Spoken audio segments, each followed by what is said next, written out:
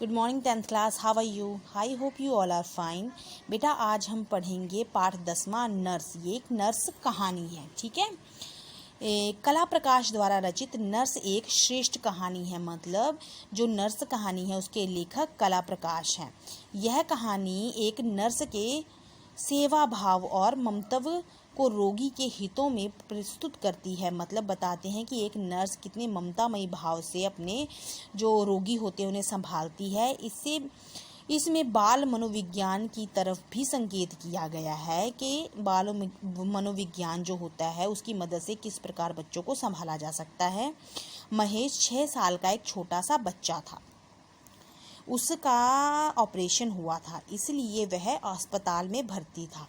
अस्पताल में मरीजों से मिलने का समय था जो 4 से 6 बजे तक का था।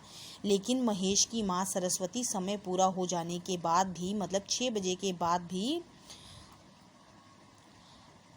महेश की जिद के कारण वहाँ से रुकी हुई थी। मतलब वहाँ से जा नहीं पा रही थी। महेश रो रहा था, इसलिए वह चाहकर भी जा नहीं पा रही थी। महेश अपनी माँ को अपने पास रोकना चाहता था। सरस्वती वार्ड में इधर उधर देखने लगी। सभी बच्चे महेश को ताक रहे थे। मतलब सभी बच्चे देख रहे थे किस तरह वो अपनी माँ के लिए रो रहा है। सरस्वती को याद आया कि कुछ देर पहले 9 नंबर बेड वाला जो बालक था को महेश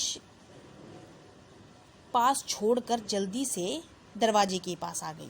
मतलब उसने क्या किया, जो 6 नंबर वाला बालक था उसको महेश के पास बिठा दिया, क्योंकि वो थोड़ा समझदार लगा, ताकि वो उसे बातों में बहलाए और वो वहाँ से चली जाए। उसकी आंखों में आंसू थे, छलछला रहे थे। वो सोच रही थी कि मेरा बेटा मेरे बिना कैसे रहेगा, इतना रो रहा है।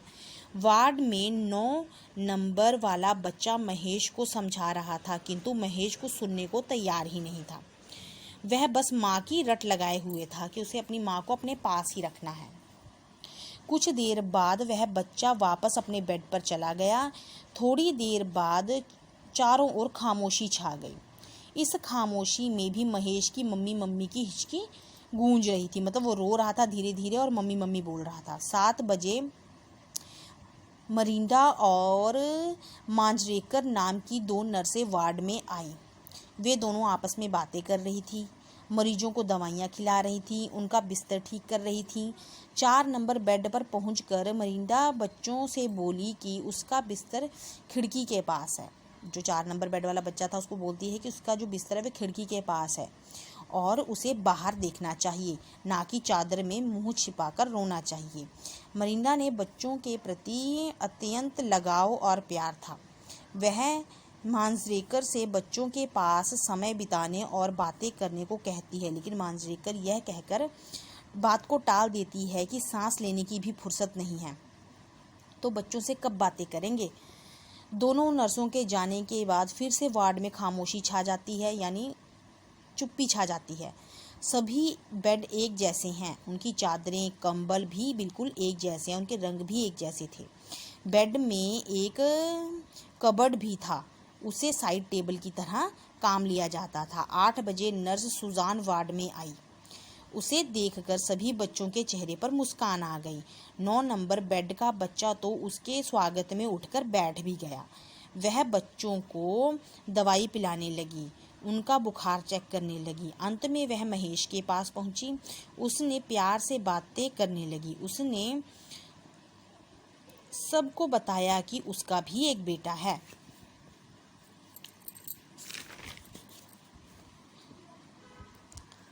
जिसका नाम महेश है, किंतु वह अभी छोटा है, केवल 3 महीने का। वह उसे बहुत परेशान करता है। सुजान महेश को बातें बताती हुई सूप और दवाई पिला रही थी। अपने ममत्व से उसने महेश को चुप करा दिया, उसे दवाई भी पिला दी। महेश से रहा ना गया और वह सुजान के बेटे के बारे में जानने के लिए उत्सुक हो गया। मतलब वो बेटे के बारे में और जानना चाहता था। उसने पूछा, वह और क्या करता है? सुजान ने कहा, वह अभी छोटा है, बोल नहीं सकता।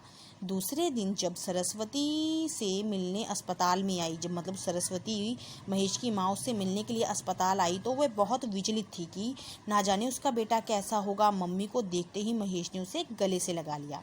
उसने माँ को अपनी बहन मोना के बारे में पूछा कि क्या वह उसके यहाँ आने पर रो रही थी।